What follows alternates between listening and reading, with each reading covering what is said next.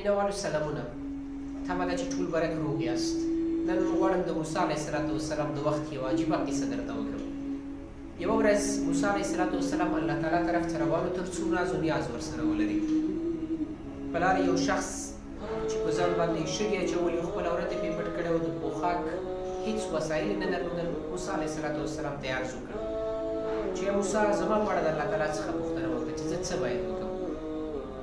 کله چې موسی علیه السلام له الله تعالی څخه پوښتنه کوي، الله تعالی ورته فرمایي چې زما دې بنده ته ووایه چې په خپل حالت باندې دې شکر وباسي. دی چې کله راځي دغه شخص ته وایي چې الله تعالی فرمایل چې ته باید په دې خپل حالت باندې شکر وباسي، نو هغه د ځان سره داسې مسکۍ کېږي او فکر کوي چې یاره زه نو څنګه په دې حالت شکر وباسم.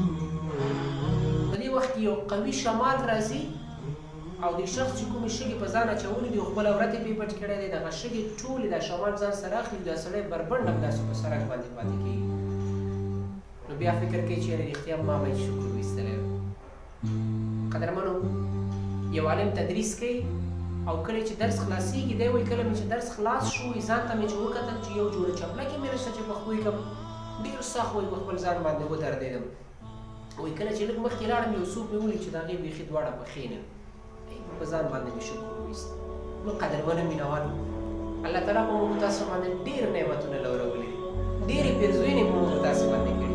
راځئ هغه څه چې نه لرو تاسو پرې په اړه باندې ډېر ونیمو، هغه څه چې لرو شکر یې وباسو او خوشحاله ژوند ولرو. متاسف خوښ یو زموږ ستاسو رب هم زموږ ته راځي.